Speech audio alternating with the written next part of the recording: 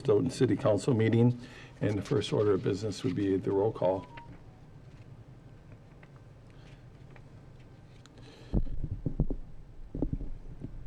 Are you ready for the roll call, Clerk Kristen?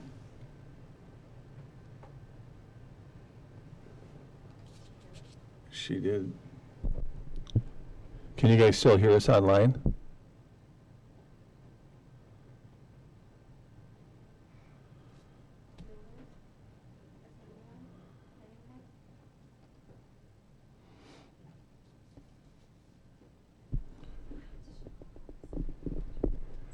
Can you hear us online? Yes, I can. Okay, you can do the roll call whenever you're ready. We lost you for a second. Oh, okay. Caravello, Here. Wozniak Scanlon, Here. Sherlucky, Here. Jensen, Here. Tillison, Here. Schumacher, Here. Viano, Here. and Abel. Here. Thank you. We have 8 alders present. We have Nino, Hirsch, Reeves, and Butler absent and excused. All right, thank you. We are certified of compliance with open meeting laws. Nobody was signed up to speak at public comment. Is there anybody here that wishes to speak? If not, we'll keep moving on. We have communications and presentations. And the first one would be the historical fact of Stoughton, and I'll get that queued up here. I got one other one before even the Go ahead. historic fact. On February 4th, we had the first meeting that was the Renew the Blue and Clean Lakes Alliance meeting, and we are working through. We started to establish some goals as far as what that group is intending to accomplish in there. So I think it was still more so a bit of a fact-finding, and it should gel together a little bit in the next. These are held monthly, so that's my update for that. Not too much, but a little bit. Okay. All right, and I'm all ready for your Stoughton City Directory. Is that the theme? Yep, that's it. So this one, so the last one that we did was the 1882 directory, and that one was the oldest one that I could find among the collections. So said I was going to go through and try and take this in about 20-year chunks and find more directories and then see how they compare and contrast over time. So 1915 was the next closest one that I could find. They had other ones in the 1900s. I think only like 02, 03. So we want to keep it progressing in here. So yeah, you can just go through and click on these. Some things that we found out of there. So I did a comparison between this slideshow and the previous slideshow, just to highlight some of the businesses that were in the earlier one versus this one.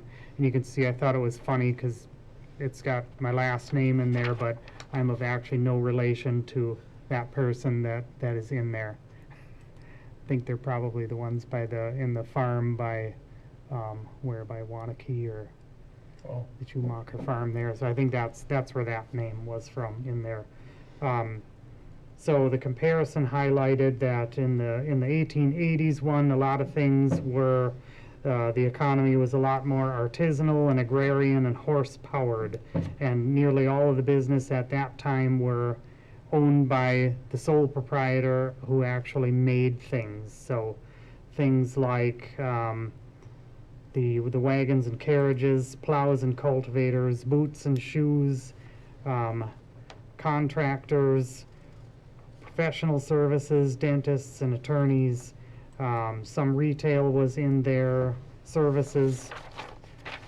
Comparing that one to the 1915 one here, the economy shifted toward more retail and services and early industrialization. And The automobile starts to make its appearance in this directory, but the horses aren't fully gone out of it yet. Some of the new technologies that came in were electrical contractors and electricians that had motors and flashlights. You'll see a lot more in the automobile, like tires, vulcanizers, automobile insurance and painting, so things you would have never seen in the one prior. Retail is getting a little bit larger in there. Manufacturing is still in there, but they're changing some of their products in there, like the Stoughton Cement Products Company had concrete blocks for garages that didn't exist before, carriage houses prior to that. I thought the insurance one was an interesting one to come in there because it hadn't really been prevalent in there. So the consensus on between the two time points on here was you're seeing that Stoughton was caught in a mid-metamorphosis in the 1880s directory, reads like a medieval guild roster, and each person is their trade. And by 1915, you got the beginnings of brand identity with Rexall and Wooltex coats.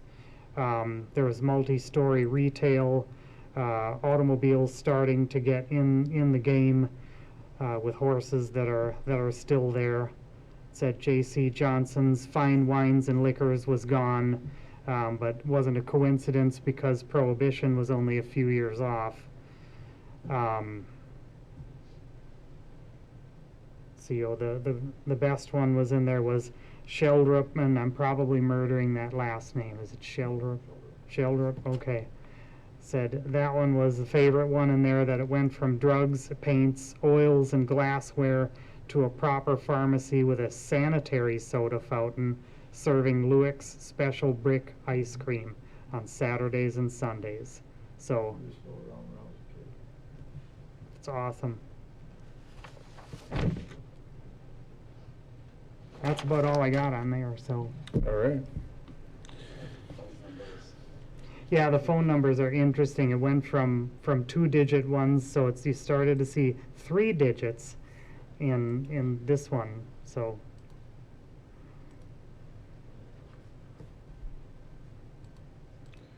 All right. Next on our list is the Investment Advisory Services. Tammy is here from Ellers. Did you want me to put up some slides or anything, or are you just going to walk us through, or how would you like to do this? It's up to you guys. If you want me to go through specific pages, I can certainly reference them. By now, I think most of you have seen this presentation likely more than once. So tonight is really just more of an overview so that you know who I am and our goal for the evening. My name is Tammy Olszewski, as Mayor Tam had mentioned.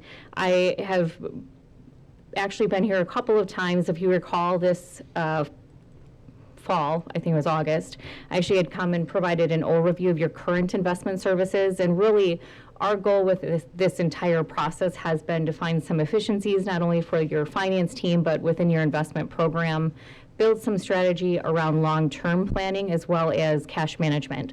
So really one of the first things that we started doing is looking at your policies and procedures around your investment program. I worked with your finance team just to provide some updates or recommended changes. There are a few changes that we have recommended which really focus on bringing your policy up to industry best practices, updating a few things from a statute reference standpoint, and ensuring that it actually fits within your overall goals of the program. Now, my role as your investment advisor is really to advise your team on what to do with your investments. And ultimately, the decision or the oversight lies on your group. So you as you ultimately are voted in by your constituents. So the overall goal of your investment program is to keep those funds safe. We do so by ensuring that we are following state statutes as well as your policies. And of course, we want to, the primary goal is preservation of principal with appropriate amount of cash flow or liquidity to cover operational expenditures. You want to make sure your bills are paid. But then we also have a focus on long-term planning that will drive interest income. Now, one of the few ways that the city can actually see a little bit of extra revenue outside of the levy constraints is by building a strategic investment program. So our services are designed to do that for you. If we flip over to, I think it's like the third page here. This really just summarizes our goals here. So we provide reporting services that will allow for your finance team to, on really one level of reporting, get all of the information they need to do their month-end journal entries. Our goal would be to eliminate, the variety of accounts at different places. So really streamlining this process is one of those, and allowing the reporting that we provide to make things easier for your team, while also providing appropriate visibility to you. So every month you will have access to a summary report, which will really showcase for you the income that you've earned, any fees that you pay us, as well as projected 12 months of cash forecasting and income forecasting. So this allows you to also do your portion of this work in an efficient manner. I also will come visit you as frequently as you would like. We typically recommend 1 or 2 times a year of formal actual investment reporting. With your finance team, I probably will interact with them quarterly, if not more frequently. Much of this is driven by operational cash flow changes, or if you have projects that arise or unexpected expenses. All of the things that we build out as far as strategy can be adjusted and will be adjusted dependent upon market changes or changes within your community. If we take a peek here at the next page, one of the things that we identified during our review of your current practices is when you have multiple institutions that you're doing business with, you may not have a really efficient way of comparing them or knowing what is the best pricing for you. So one of the services that we provide as part of our overall service summary is really best pricing execution. So instead of your team having to call around to local banks or broker dealers to obtain pricing on investments, we do that for you. So we really bid everything out for you, and it's a very quick, efficient process on our end. We have a trading system that is nationwide. So we get bids back within seconds, whereas your team would be physically calling various people to get those bids. So that's one of the few ways that we can take some time off of your team's plate pretty quickly. If we go to the next page there, so our process, this was one component that we touched on, both at Finance Committee as well as the Utilities Committee, in focusing on the policy, right? So we aren't making these recommendations without fully understanding what is going on with the city and the utilities and your policy. So that was really the first and most important step in this process, was identifying changes that might be recommended for your policy. We are aware of your cash forecasting as well as project plans. And now we are really at that point where we're ready to implement a plan. So over the next 6 to 12 months, we will work with your teams to implement strategy and build that long-range plan for your investments. And if we go to, I think it's 3 or 4 more pages forward, not that this is not relevant to you, obviously, but there are some reporting and transaction, like if we transfer funds between your bank and us, we don't charge any fees for it, so there are some pages detailing that. But this really just summarizes that our proposed portfolio is about building long-range practices and plans that will drive that predictability of income. And if we go to the next page here, I'm very transparent about fees. So the first thing I always suggest is that, as part of this process, you're well aware, we don't lock you into any contractual agreement other than our advisory agreement really defines the roles and responsibilities of each party. So the fee itself is very transparent. You will see an actual bill every month based upon assets under management. And if we look at it from a percentage standpoint, the average between the portfolios is about 0.20% annually. So if you think about it, many municipal investment portfolios, barring the last couple of years where the average was like 4 to 5%, standard investment portfolios for municipal investments is still over 2.5 to 3.5%. So this is 0.20% if you're thinking about it comparatively. And if we take a peek at the next couple of slides here, we can skip this one and go to one more. There you go. So this proposed portfolio summary, and you have seen this before, just so you know. It was a part of our review in August. The goal here with this program is to have that predictability of income. So what you had been doing was very liquid. Again, nothing wrong with that. Over the last couple of years, you could have had your funds sitting in cash and you were seeing 4 to 5% of interest income. Now that rates have started to decline and we anticipate further decline, we are recommending adjusting the portfolio slightly to allow for more fixed rate investments that will lock in yield for you over the next few years. So really, this is just showcasing for you that we expect the city to have very reliable, predictable income over the next few years. Did anybody have any questions on some of the detail that I had provided the last couple of times that I presented, or on the plan for tonight? Okay. And certainly after I am done, if you have questions, never be afraid to reach out. As your investment advisor, that is my goal, is to make sure that all of you know exactly what is going on in the portfolio. The joke, of course, is you need to know where the money is. You need to know what you're doing with it. So you don't have to be the experts in the underlying investments. That is what you pay me for, but always know that we are a resource to you all. So we work for all of you. All right, no questions? Thank you for being here. Yes, good to see you all again, and thank you again for the time. All right, appreciate your service. Okay, and then next up, Nancy Hagan's here from the Historical Society, and she's going to kind of give us an update on where they're at on their building plans, and we do have an action item later on in the agenda. Should I sit? Yep, you're good to go. So I am Nancy Hagan. I'm the president of the Historical Society, and I brought our building committee, Rich Hagan and Marshall Whitlock. I'd like to thank you for having me here tonight. I was told that you all received a packet I had put together with the building plan and the information. I'm just going to review this really quick. I know you're busy. So for the $80,000 that we are requesting for the new build would go on the existing Pioneer lot on Division Street. It's been a little over a year that the council voted on January 28th, 2025 to sell the depot property to the Smet Foundation for $170,000. With that vote, the Stoughton Historical Society lost about 1,020 square feet of museum space. By February 25th, 2025, we had formed a collection committee choosing what items to keep for the future location, donate to interested parties, and sell. We started our fundraising at that time. The generosity of Dale and Lisa Reeves allowed us to move our most chosen and large items to their barn for a duration of 2 years. We had vacated the depot on July 25th, 2025, and had many meetings with the city, contractors, and architect. The focus on the 2 building sites were one at the museum, the existing museum, to add on to the carriage house, and then a detached building at the Pioneer House. So, any questions on any of these things here? Okay.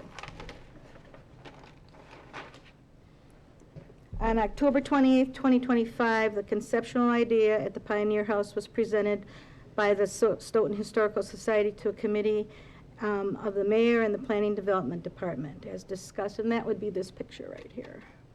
As this discussion continued, the new build of the Pioneer House, the Pioneer Garage building, was favored by offering more square footage, less red tape, and less expense to our organization. The proposed layer of the larger items, which is right here, would fit in the facility. The attachment to the museum would only offer us a little over 400 square feet, which this is over 700 square feet, a detached building. Any questions on any of this? So to date, we've been incurring expenses of towing to get to the barn, surveyor costs. So we've put $1,641 into the project right now. We're hiring a tree person to clear the land at $3,200. We have another towing expense coming back to bring the items back to the barn, and then there's a $26,000 down payment for the first payment for the building. And this is an aerial view, and the build would be on this side, the south side of the Pioneer House. Any questions on that? Okay. On January 15th, 2026, after weighing the costs, several bids, the Stoughton Historical Society Board unanimously voted to accept the Adam Windorf's Construction Company contract for $133,000. He would require 20% down. This 22 by 32 square foot building fits in the neighborhood quite nicely and is a nice complement to the house. It has 10-foot walls, and then we could display on the walls along with things from the ceiling coming down, which is similar to what we had at the depot. It's a carriage-style barn kind of look, so it would look old-fashioned. The doors would be handmade, and the viewing would all be done from the east side of the building there, so there would be no accessibility to the sides or the back, so it'd be secure for us. The front would have several windows in the carriage house door and another window so you could see in, and then we have high skylights so you could see light, it would be lit to the back. This structure would blend in with the neighborhood and the character of the house. In the meeting with Adam Windorf, we met with him on Friday with the checkbook in hand with our treasurer ready to give him the down payment for $26,000, and he would like us to wait till he has buildable plans in hand, and we'll accept a payment in early March, and we are prepared to pay for that, the Historical Society. Again, we are asking the city of Stoughton for funding of a donation of $80,000 from the depot sale funds. The $53,000 remaining costs will be our responsibility, and we will raise that by fundraising, grant writing, and asking donations from the public. To date, we have already fundraised over $30,000 and will continue our campaign. These costs will also have additional costs. As you all know, nothing runs on schedule, so there would be more payment to that. We thank you for your time and your appreciation, and we hope you help us out with the $80,000 donation. So any All right. questions or? Thank you. Are you going to stick around then? Well, I don't know what the format is. Well, we do have a action item. I mean, we could do it now if you think we should just do it. Well, I'd appreciate it because my husband loves the Olympics and Okay. my husband. We can do that. So let me just find it here, and then maybe the city attorney can kind of give an overview of kind of the city's position on it. Okay. I know you've met with the planning department to work on things like setbacks and zoning and those types of things. So Right. everything that we would do would be in compliance, and Attorney Manthe can kind of cover some of that while I'm trying to look this up. Yeah, so number 11, we've got the donation resolution. So there are two paths I guess the council could take. The city could just make a straight donation to support the Historical Society. We could also, if you wanted to, I guess, have something more formal, we could do an agreement where there are sort of like benchmarks that have to be satisfied, and you get paid sort of on a reimbursement or something like that when they hit certain benchmarks. The resolution as we have it drafted right now would be conditional, so it's on basically getting their city approvals, and then the city would provide the $80,000 donation. If you wanted to, on the resolution, we could even put benchmarks in there theoretically. It's just, these are donations, so they're not really tied to anything. It's just we're donating it for the new building. So, for instance, if we wanted to put in a certain percentage on, getting their city zoning approvals, you could do 50% at that point and then 50% after completion, or you could just give it all up front. It's frankly just a policy call on all of your end. If you wanted to have an actual agreement that, created sort of like a reimbursement type deal where they have to show their actual expenses incurred and we would reimburse them up to the $80,000. Like I said, we need to have a more formal agreement, so we would basically come back and have that drafted up at a future meeting date. So this resolution, I guess, is the more straightforward way, though, where we're just donating the money to the Historical Society once they get all their zoning approvals. Any questions or thoughts about that? I guess it comes down to what your comfort level is as far as them, completing the work that they're going to set out to do, and and at what point would the money be released, I think is what it comes down to. Basically, everything that we've discussed and we've asked Nancy and her group to do, they've delivered to this point, including the materials that she presented tonight. So I'm pretty confident that they're gonna see this thing through.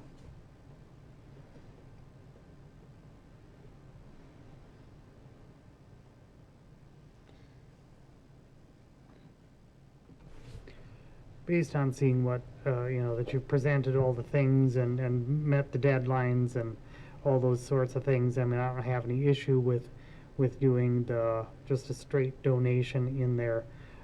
That caveat, I'd like to see, if you would, milestones and things, like updates, just so we can see, clearly we can drive by, but, it's also interesting to hear, like, what did you run into any hurdles? Did you run into, we just want to know these things. Yeah, like you said, you never know what you're gonna run into. Now, I don't remember what you said about electricity and water there. It would not have water, would have electricity, and it would be fully insulated with foam insulation.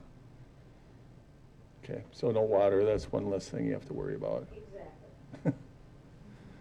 Okay, It's an old landfill, so I'm sure when they're excavating, they'll find some interesting. yeah. You can What's- put them in the museum.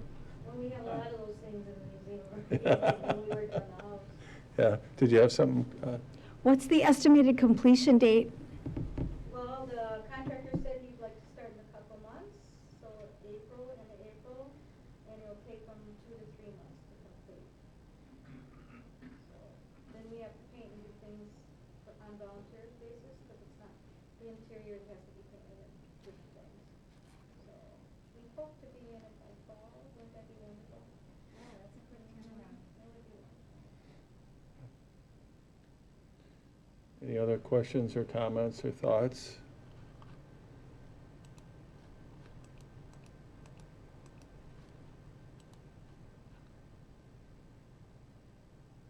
I see somebody reaching.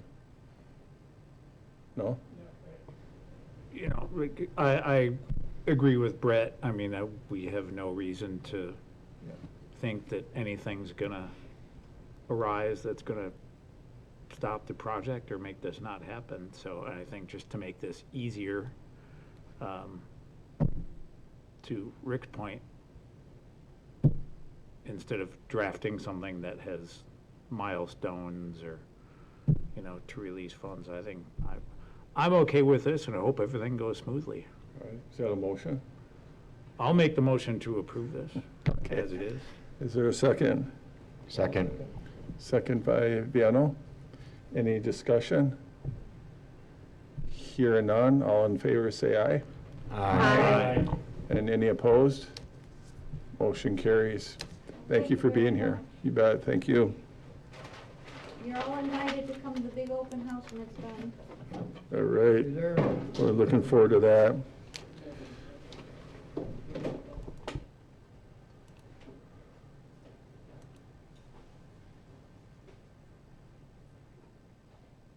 This is a great night. All right. I'm going to go back to item number 8, which is Resolution 14 of 2026. All this stuff is coming from finance tonight, and this is the one for Ellers. Number 6. Oh, yeah, number 6. Yeah, that way we can get Tammy in and out of here. There we go. Consent agenda first. Consent agenda? Yeah. Okay. All right. What's that? Okay, we can do that. I would entertain a motion for the consent agenda. By Johnson. Second, Tillison. Second by Tillison. Anything separate from the consent agenda? Hearing none, all in favor say aye. Aye. And any opposed? Motion carries. Okay, so, yeah, I was just gonna go to number 8 and get that one over with. That's fair. You wanna, Yeah. can you find it? That way we can get her on her way. She's got some traveling. You're not staying overnight in Stoughton, right? Not tonight, no. That's our inside joke from utilities the other night. All right, so this is resolution, let me make sure I got it right. Yep. Resolution 14 of 2026. The resolution is to approve to open custodial accounts with Pershing BNY Mellon and engage Ellers Investment Partners as investment advisor. So moved.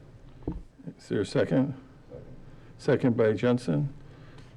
President Schumacher. Yep, this is what we've seen the presentations about a couple of times, so this is just formalizing that agreement. All right, any questions on this one? Hearing none, all in favor say aye. Aye. And then any opposed? All right, that motion carries, and then we'll get back on schedule here. Actually, Mayor, would you mind Oh. doing the amendment to the investment policy? Which one is that? That is. Number item- 10? Yep. All right. As soon as President Schumacher is ready. So it's our 16, yeah. All right, this is R 16 of 2026. This is a resolution to amend the City of Stoughton investment policy. So moved. Is there a second? Second. Second by Wozniak Scanlon. President Schumacher. I'll have Lisa T go over the changes that are highlighted in this one. Sure. Within the resolution, we identified some changes to make where there used to be this investment team, where I would have to review anything the utilities wanted to invest and vice versa, and it really made no sense. I don't know what their cash flow needs are. I'm not going to go and check rates for CDs anywhere to see if she's getting the best deal, and then I will have investment advisors do that for us. So we wanted to get rid of the team, but we do have 2 people listed for utilities and for the city side that need to confer with each other. And then there was also amendments to the statute reference. So it was all spelt out within this policy. Should there be any changes to statutes, we would have to amend this policy. So just directly referencing to the statute, and any limits that we have special, we would identify within here. We also added the expansion of deposit insurance references to include the National Credit Union Administration.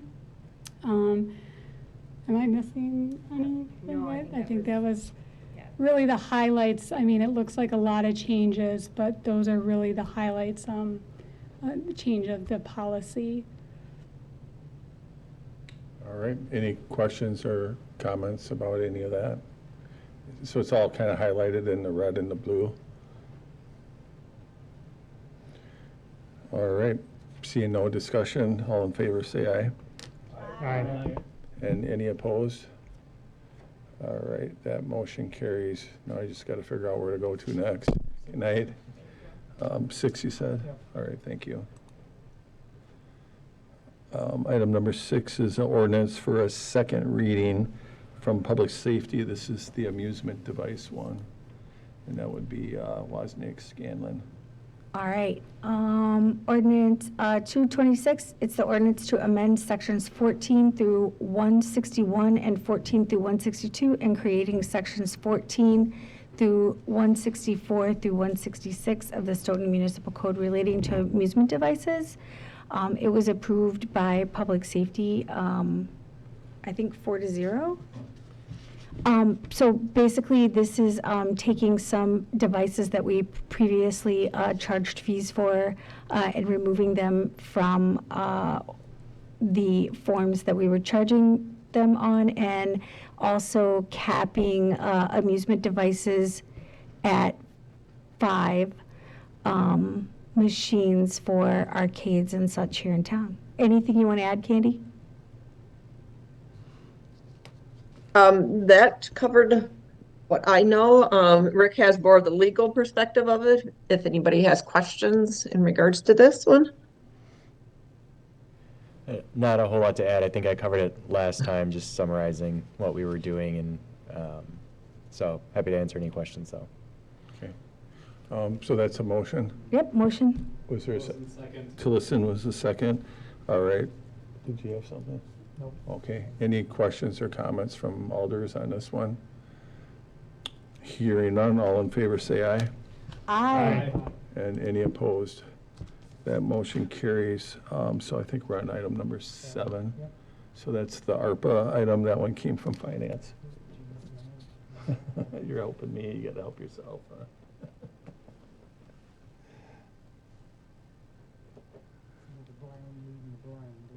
Yeah, well, we'll get there. Yeah. You're stalling. What was over under? 5 minutes per ordinances, but, yeah, oh, the old ways. All right, this is R13 of 2026, the resolution to an amendment to the ARPA funds for revolving loan program approved in R72 2023 and amended in R50 of 2024, and I so move. Is there a second? Second by Johnson. President Schumacher. This is one where for the ARPA dollar program, which we must have spent by December 31st of this year, it was, the original limit we had set in there was for $50,000 for a citywide revolving loan program. This would increase that up to $100,000, but would have some contingencies and requirements that go along with that. All right, anything you want to add, Lisa? I think it's pretty well laid out. There was discussion at finance just with the concern of the dollar amount, and that's why the additional requirements are in place and the lien against the property items that have been added to this. And this is really for 2026, having to spend those funds. Should we have more available in the future, it could be something considered. It is still open to either doing 250,000s, but it gives the opportunity if somebody could use the 100,000. Okay. Any questions or comments? I can't recall if we came to the conclusion, like this one is just for 2026, that we're doing this one, but I think, do we leave it open-ended as far as, do we revisit the amount, or did Yeah, we just can- sunset it directly? Yeah, we can revisit the amount if this works out well. Should we have more funds available as it gets paid back, if this is something to offer in the future, but right now, concern is for 2026 and spending the money. Hopefully we would know that maybe by October-ish, at least as far as what we would spend out of that.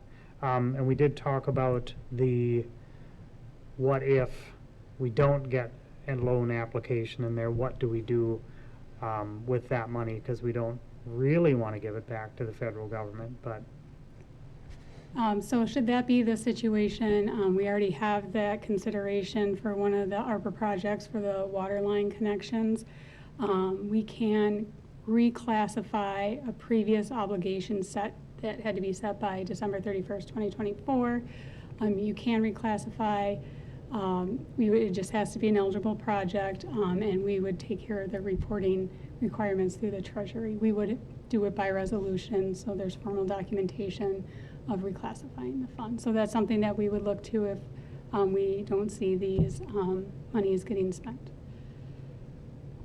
And then do we have a date that we were gonna, because we didn't even, we just played around. We know it would take about a 2-week-ish time turnaround to get a resolution approved to be able to reclassify. But is there a drop dead date that we would, like if this money is not spent by September 30th, do we We work? didn't set a date. Right. we can, it's What something would we you can feel monitor. comfortable with? Well, it's to then having, as we discussed, start a list of maybe projects that we would want to consider doing it for. Depending on what that project becomes, is it dependent on then we got to wait for some sort of request for funds, you know, whether it's like a water line thing or if it's specifically for one project that we're spending all at one time. So I think we can revisit during the summer and then see where we're at and then reclassify the funds if necessary. Okay, always good to have a contingency. All right, any other questions or comments on this one? Hearing none, all in favor say aye. Aye. Aye. And any opposed?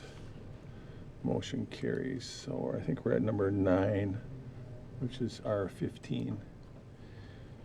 And that one came from finance, it's the TIF one.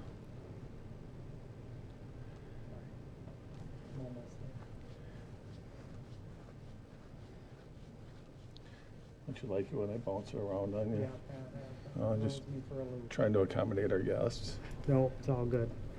All right, this is R15 of 2026. The resolution is adopting the revised tax incremental financing TIF application and policies. So moved. Is there a second? Second by Wozniak, Scanlon. President Schumacher. We did this, started from sustainability also, so that we would get some more things into this. Is this the sustainability piece? No, this has is nothing to different. do with the sustainability portion. I'm I gonna let can talk Attorney about this Manley- one. Great. Yeah, this one was maybe selfishly suggested by me. So typically when we get a TIF request, we bring forward a cost reimbursement agreement and an agreement with Ellers to do the TIF analysis. There's really not any negotiation that goes into those. We have a standard agreement. So this is basically an attempt to streamline the process so that Ellers and the city can start right away on that work. So it authorizes the mayor to enter into a cost reimbursement agreement with the applicant in a form that's approved by the city attorney. And then once that cost reimbursement agreement is in place, then we can execute any task orders with Ellers or agreements with Ellers for them to perform the analysis, which would all be at the applicant's expense. So it's just trying to streamline the process a little bit for when we get those TIF applications. Our current practice would be Yeah, the current practice is basically all those agreements come to the council for approval. finance and council. Yeah, so you would still be reviewing the Ellers analysis. Any development agreements would come back to the council. It's just streamlining that first step of getting the cost reimbursement agreement and allowing Ellers to do the analysis once that's done. Because at that stage of the process, there's really not a whole lot of negotiation that's happening. Yeah, and I think the cost reimbursements has become kind of a standard procedure. Maybe a year ago was fairly new concept. Utilities has their own, so I don't know how they handle that. If you have authorization or you need approval for yours, but you might want to look at that as well. But I just, for us to wait to start, bringing in engineers or city attorney or others to do a TIF analysis while we're waiting for approval doesn't really seem like it's efficient use of anybody's time, and we could potentially, lose a deal in the process. So I'm more than happy to, take the responsibility because we've done a number of them anyway, so it's not like this is new territory for us, it's just a different approach. Are there any questions or comments or concerns? This one is one that we're running in parallel with, what did we talk about in Plan Commission last night? Isn't this parallel to this one about cost reimbursement? Yes. Yeah. We're also making some changes to the cost reimbursement ordinance. Okay. Yep. All right, Yep. got it. Nothing stays the same anymore. Nope. But I think it's all good. I think we're kind of evolving on some of these policies and procedures. Not only are we streamlining them, we're making them tighter, which is, it's a win all around for us. And it really helps the developer too. And and anybody else that wants to get started on a project and they're just waiting for a simple approval or a signature. This way we can just keep going, so. I don't know at that dollar value that we would ever not want to get a cost reimbursement agreement, so it just cuts that time out where we've got to talk about it, like, we already know we're gonna do it, so. Right. And there's still other opportunities to deny the project if for some reason it doesn't meet, you know, site plan approval or whatever, zoning ordinances, whatever. So I think we're in a good place. Any other questions or comments? I just want to comment, there is another part to this change is removing the language for issuing bonds. With being able to issue notes for 20 years, there's really no reason to issue bonds, so that section in there isn't relevant, so that's being taken out. There was a change in the state law for that part, for the notes and the bonds, for permissive referendum. That's no longer required. Foreign countries don't want to buy our bonds anymore. All right, no further questions. All in favor, say aye. Aye. Aye. And any opposed? All right, that motion carries. Now we're on number 12. Now we have a few items that are involving EMS, and they're all a little bit different. So the first one, Josh is still here, so you can come up whenever. So the first one, Josh and I and Lisa today, we've been meeting with other municipalities. There's Oregon, Verona, McFarland, and Fitchburg has kind of been leading the process about putting together a feasibility study to see whether or not it would be advantageous for us at some point to entertain the idea of creating a fire district, fire EMS district. Go ahead, Josh. So just for a little bit of background, this kind of originated out of the city of Fitchburg. They got a new fire chief that came from the state of Colorado, where they had consolidated multiple fire departments and districts into a fairly large one. And so he saw that there's some opportunities here. They had seen some abilities to keep services up or improve services while maybe not saving a ton of money on the very front end originally. It's just as things went down the road, they would be more efficient and be able to keep up with this level of service. So Fitchburg, Verona, Oregon, municipal leaders are getting together to discuss the concept of trying to figure out something like this, a big wide area consolidation fire and EMS district.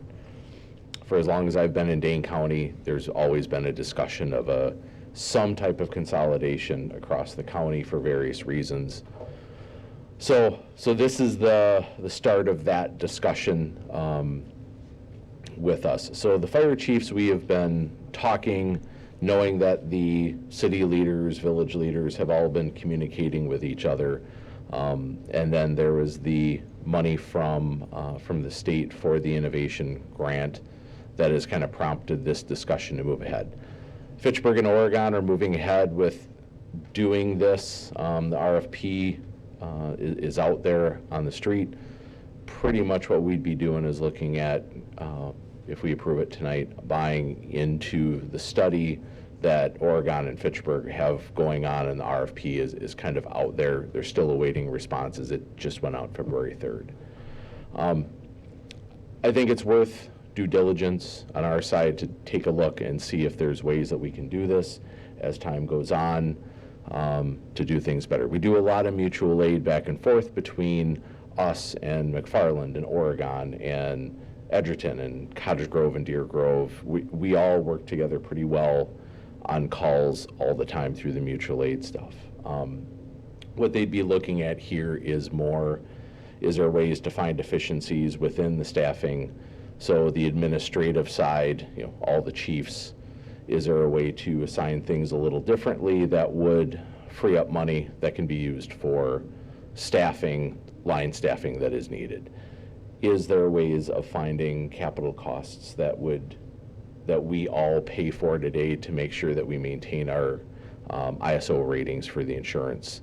All of these requirements we do as one district, we can maybe do things a little more efficiently that way. So that is the kind of the starting point with this, and the fact that it's the city leaders that are kind of having the discussions to get this going. I think it's worth at least the due diligence to see if there's a way that we can do it. There's no commitment to it. If we get in there, we find out that it's not good for Stoughton, then so be it. But it's at least, it's a starting point to make sure that we're looking at possibilities of doing better with what we have. Then we discussed this earlier at finance. So this is Resolution R18 of 2026. The resolution supports collaboration with the neighboring communities to explore the creation of this joint fire and EMS district. And I would so move. Is there a second? Christina? Second by Wozniak, Scanlon. Yeah, it was also at public safety as well, wasn't it? Yeah. Wasn't there also another reason for doing this now? Wasn't there also some potential financial benefit for doing this now? Potentially, there, as Josh mentioned, the state has an innovation incentive grant into the state budget. You have to make, like a 3 or 5 year commitment. We don't know if we'll have the study done and be able to implement it in time to take advantage of that. But we also feel that this is the second budget where that grant has been included. So there seems to be a commitment at the state level. And if they continue that commitment, maybe by the time we get the study done, the pieces will come together and we'll be able to utilize that study and capture some of the cost savings that might be part of that program. Yeah, and there's, while it's not a now thing, as a district legally goes, there's some financial, the way the finances are done, there's some advantages that way as far as how things can be borrowed by or the levels that we can set, different from what we can do as a city department. So. Alderperson Jensen. Yes, couple of questions. This is fire EMS only, correct? Will not affect the Stoughton Police Department, right? Correct. Correct. This is strictly fire and EMS that we're talking about today. And I may be getting way ahead of the game here on this, but method of determining cost per facility or per community. We have, has that been discussed? How do we determine how much we're going to be owing to maintain this? We're not even down the road Okay, of. that's what I thought. It's ahead of the game, all right, but that's will be part of the discussion, correct? Yeah, Okay. absolutely. We'll be discussing that more locally though yet tonight. Then along the same line, then centralized administration, or are we going to still be able to administrate our own? So I would say past practice, if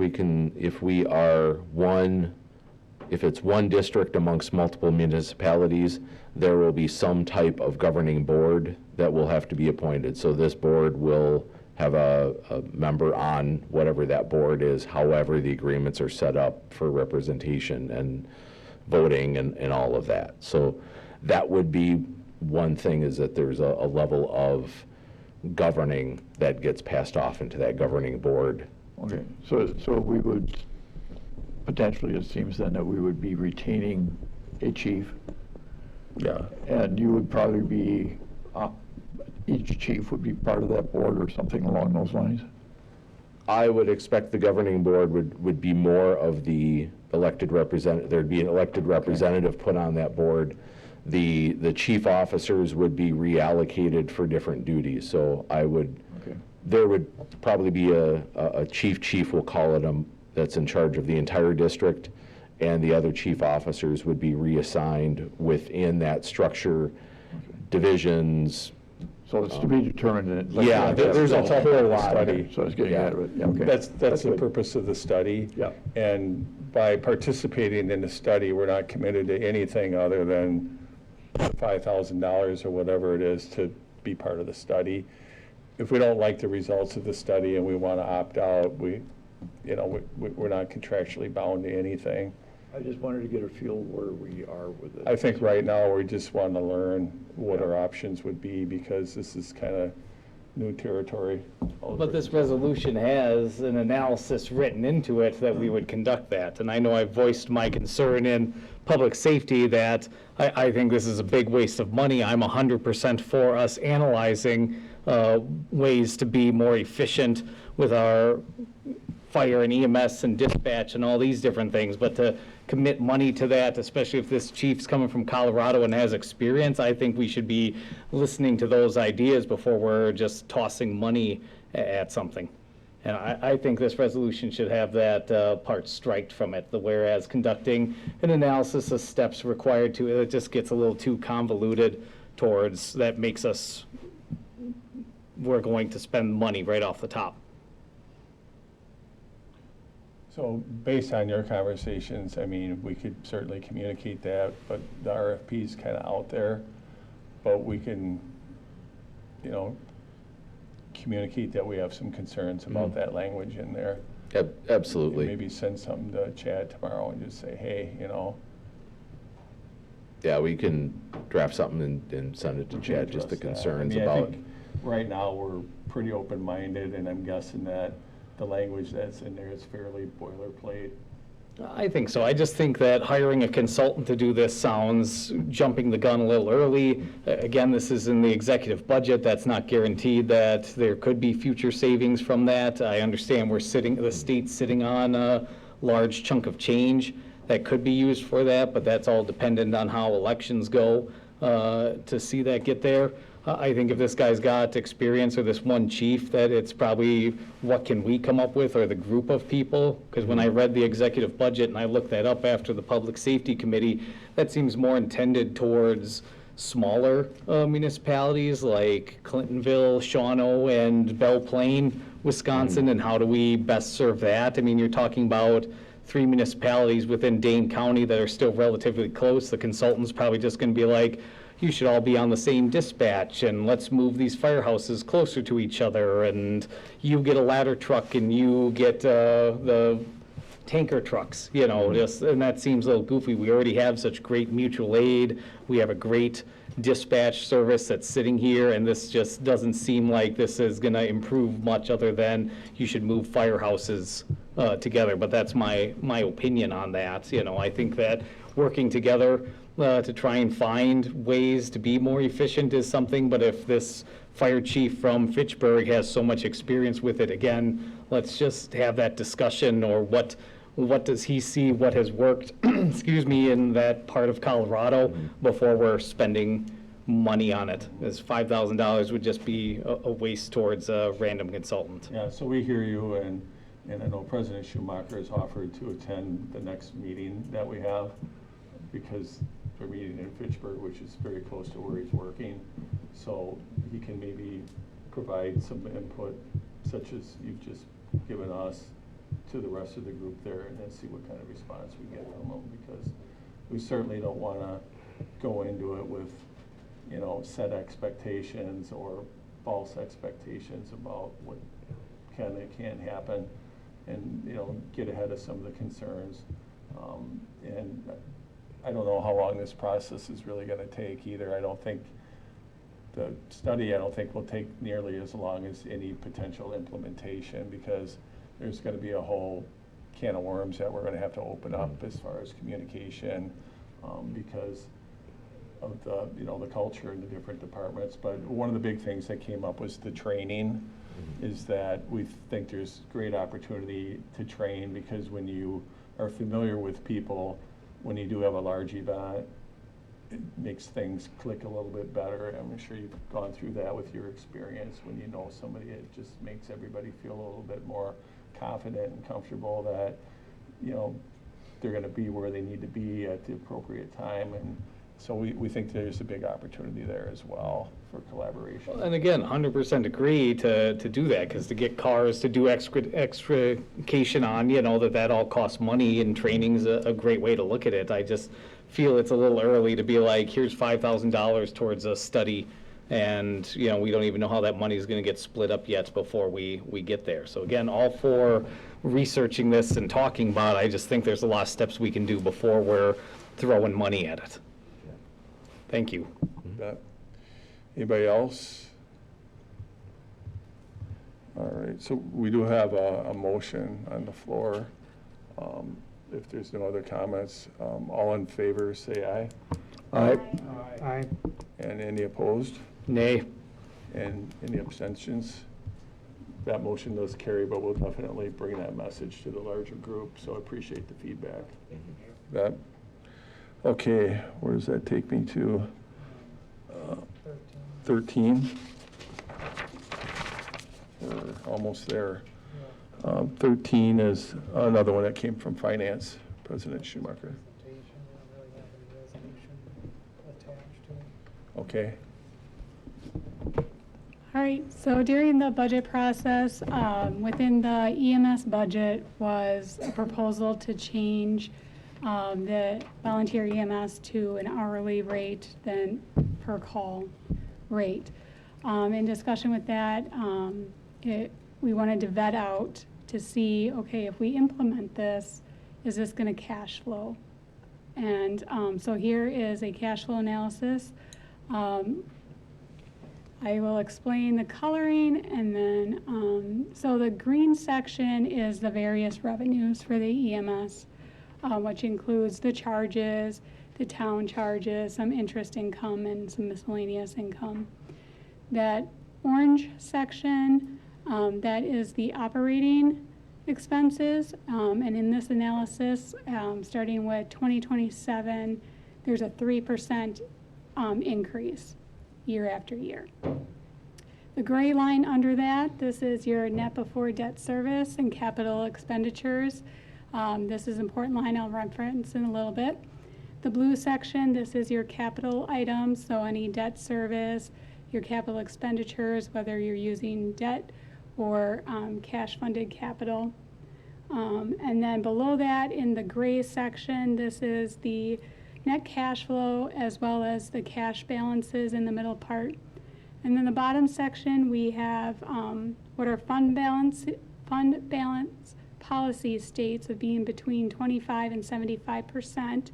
So that line, you can see towards the end of the cash flow, there's some orange highlights just to show that we do get out of that range and not in compliance. The line below that is a debt coverage ratio. When you issue revenue bonds, not that we're issuing revenue bonds for this, but it's still a good metric to use. You have to meet a debt coverage requirement. You've heard the utilities talk about that. Through their bond covenants, they have to meet a certain ratio. Here we're just demonstrating, are there any areas or years where we wouldn't be 1 times your annual debt service? So that first gray line that we talked about, that's an important line of, is that amount at least your debt service payments? So that bottom line right there says, yes, it's either at 1 or above or below. The red highlights is when it's not in compliance with that.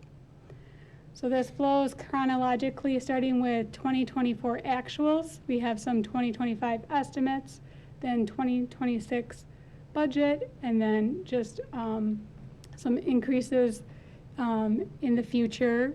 During the budget, we did increase the fees for 2026. It is planned to increase fees in 2027 and 2028. So looking at that gray section, you can see whether we're positive or negative cash flowing. So with the implementation of these wages based on the information that we have for estimated revenues and expenditures, we would be positively cash flowing until about, I think it's year 2031 is when it starts going negative. One thing to point out too is we just have a 5-year CIP. So anything After the 5 years, you can see there's $0. We can continue to update this if we know when we're planning to get a new ambulance. We can throw that in here, show how that looks. So this does show it'll cash flow for a few years, based off the information that we have right now with some inflationary increases, but something to continue to monitor to see if we need additional increases in the future. So we'll update this year after year now and keep an eye on this and not get to a point of we're negative cash flowing, we should have increased fees or looked at something different, but be proactive in it. Josh, can you highlight what the contrast is between how EMS is currently paid versus what this hourly, or what's the difference? So today, the EMTs are paid on it's a per call stipend. So an advanced EMT makes $30 per call. And the definition of a call is pager goes off, everyone gets in the ambulance leaves the apron onto the street. That is the line where there is a payment out to the EMTs. So advanced EMTs are 30, basic EMTs are 25, and drivers are 20. That is where we're at today, which we're running just shy of 2,000 calls a year, give or take, depending on the year these days. Our issue is that we don't get to schedule and even out the calls. So sometimes we have days where we have 5 or 6 calls in a 12-hour period. Other days we can have no calls during that 12-hour period, which when we have members who are driving down from Madison, spending their gas money to sit at the station to be available to go on call, if they're there during that 12-hour period, they leave with nothing. And essentially they come out negative because they're paying gas to drive down here, or some people will Uber, some people will various methods, but they get down to the station to be able to respond on the calls. So we had done a survey amongst the EMS staff last year trying to figure out what some variable points are. So as we trying to mold through this, trying to figure out the cash flow was one step.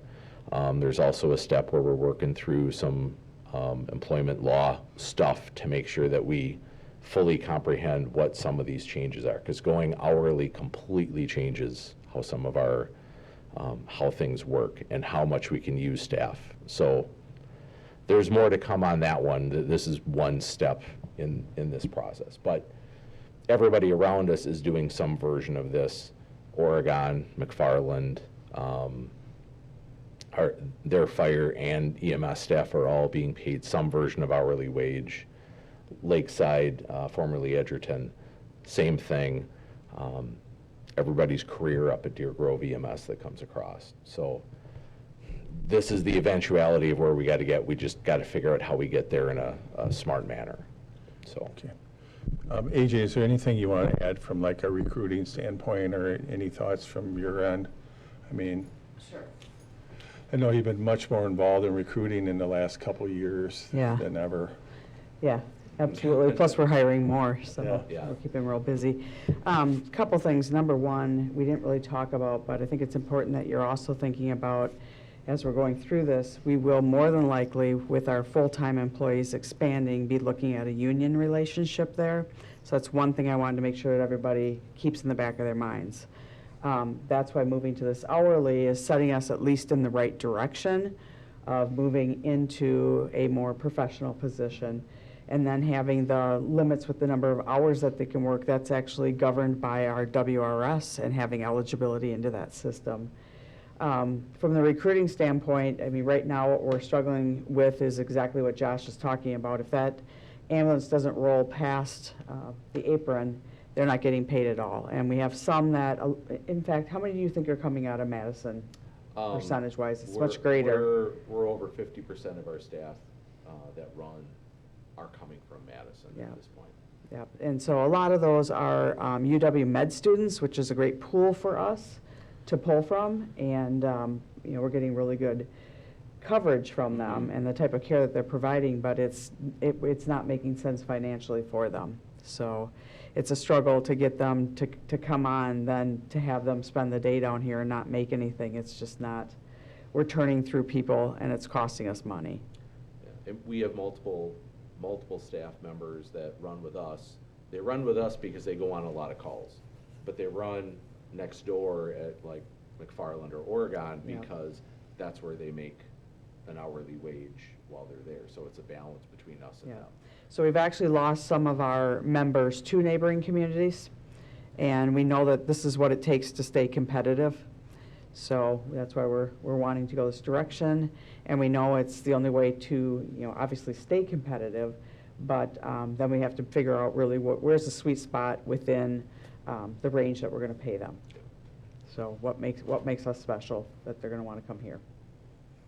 Any questions on that? Okay, thank you. All right, thank you. So this is informational tonight, or what would we like to do with this?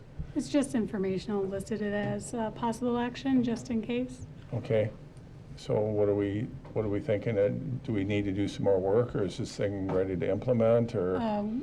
We're trying to meet, I believe, Yeah, is the we're- next step to go over just the logistics of hours and WRS and So you want to bring it back?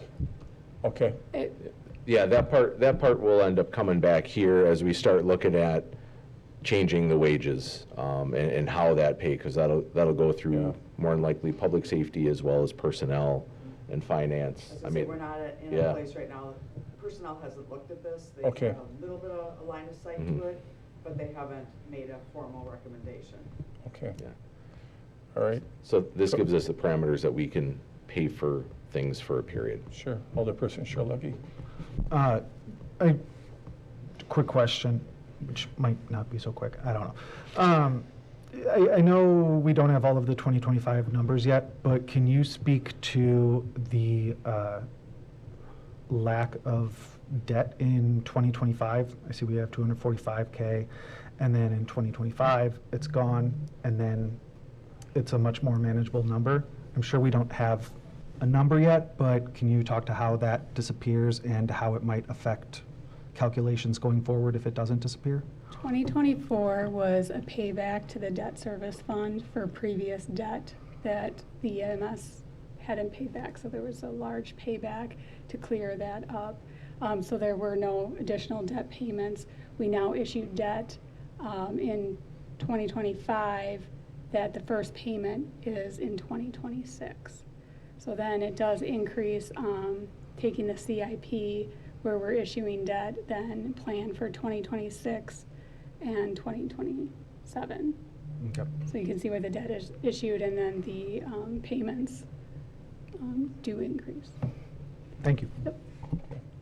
Any other questions for tonight? So it sounds like we're going to be seeing this again at least one more time, maybe more, and then at the committees as well. So if you come up with any questions, feel free to, you can send them to myself or to AJ or Josh, and we'll get you some answers. So we'll move on to the next item, which is number 14. And this one here, Another discussion. what's that? It's another discussion. Okay, EMS charges. so this is the one with the township? Yep. All right. Is this the right chart? Yep, so Okay. the chart that's up right there is the proposed chart. If you actually want to advance to the next one, we just start with where we're at. This one? There you go, yep. So this is where the current fire charges are built off of. They're based off of our budgeted capital and operating expenses for the fire department. And they're split up to the towns based on the EMS population that's served. And so then there's also a look back at the previous year's expenses to see what we actually spent and then adjust from there. And if we go to the next slide, on the EMS side, it's a per capita charge, a flat charge for each of the townships based on the number of population served, but that only increases by the CPI index each year. And so you can see that it kind of remains stagnant. There's no look back in expenses. We don't look at operating expenses at all with EMS. So that's kind of where the fire and EMS charges are at currently. And then Mayor, if you can go back to that first slide. What we're looking at proposing doing is taking the fire charges based on the assessed I'm gonna get confused. Based on the equalized value for the fire, for the properties within the fire district that we serve, and then the EMS charges, again, based on the population that we serve.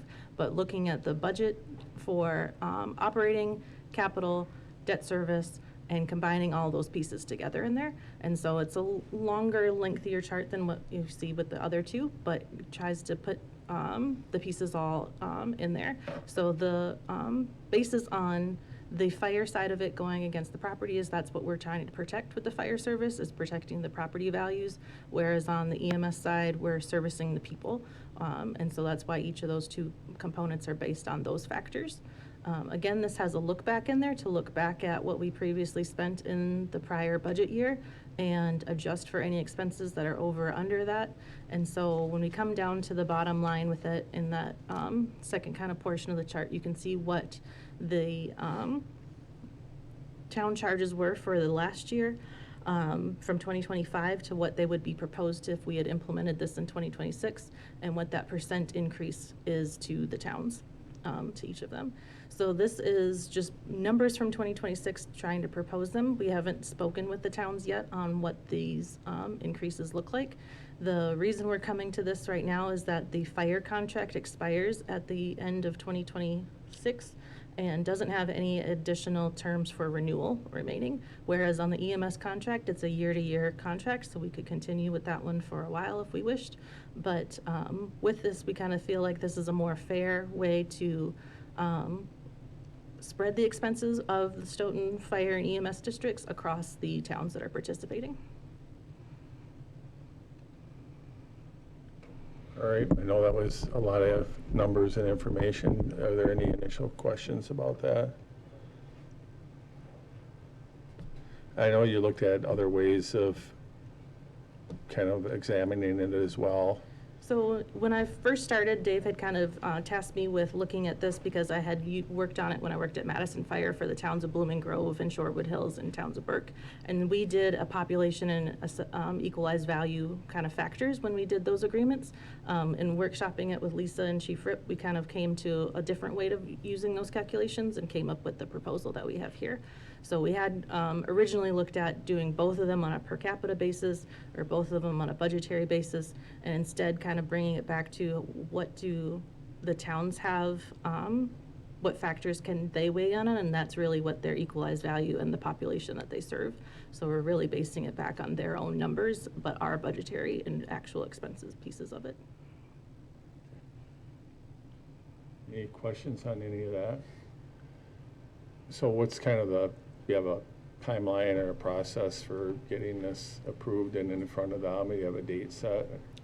I talked with now retired Chief Jenks. We're going to see about trying to get they have quad town meetings where they all get together, trying to figure out a date. So he's working on what some potential dates are that we can start this conversation moving so we can get going that way. So I'm going to check in with him this week and see if he's had any luck on setting dates.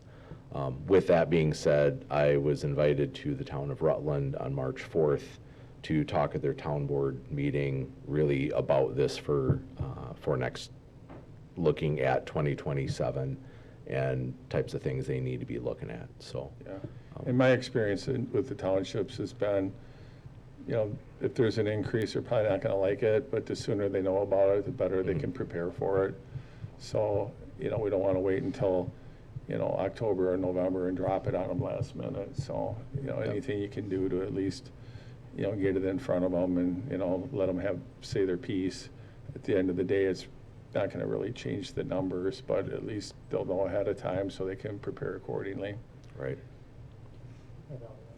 Go ahead. So if this plan is based on equalized value, would the only, I guess, way that could negatively impact, let's say we have another year like 2011, where we actually have a retraction of and a devaluation of equalized value, is that going to very negatively impact the operation then? Does the look back cover that as well? I would think that the value of everybody's is going down, so the proportion that of the expenses is still gonna, like, the expenses are not based on the value. The value allocates the proportion of the expenses that we're charging. So if the values were to go down, that would be fine. It's just that that allocation of expenses would change. So it's not necessarily a bad case if that happens. That's just what ends up happening. Can you say that one more time? It's not a bad case. The whole thing. So, Slower. yep. So the equalized value is just what we're basing the allocation off of for each of the towns. So if there were a decrease in the value, assumingly the value would decrease across the board, then the allocation of expenses doesn't really change because everybody's property values are all decreasing at the same amount. And so it's just our allocation of expenses is the same if it were you have $1 million and it decreases by 11%, or we have $2 million and it decreases by 11%. They're both gonna still have that same allocation. Kind of like how the mill rate works. Sure. I'm wondering if we have, so if we're using this, this dollar value in here, I'm assuming that that's to offset fire operational is what I'm assuming, right? So there's the fire operating budget, the fire capital budget, the EMS operating budget, and the EMS debt service budget are all components of there. And so the equalized value piece ties to the fire side of it only, and then the population side ties to the EMS side portions of the budget. I see. But if we do get a devaluation and then that dollar value comes down, is that going to then impact what the fire operations, because they're still gonna have to, you still gotta pay for trucks and people and, Yeah, is that gonna make a gap then? the starting point is always whatever the cost of the fire budget, we figure out what the fire budget is. That's the starting point. The percentages are just how we dole the bills out to everybody. So Okay, all again, right, if everyone, yep. I'm clear. Okay. Any other questions? Okay, so some of these will be coming back as we get closer to looking to implement and have them approved. I guess I'm looking for a motion to adjourn. Motion by Jensen, is there a second? Listen, second. All right. All in favor? There we go. There we go. All in favor? Aye. And any opposed? We are adjourned. Thank you. Have a good night. Christina was gonna go no on this one, you did last time. Yeah. Yeah, she's kind of unpredictable over there.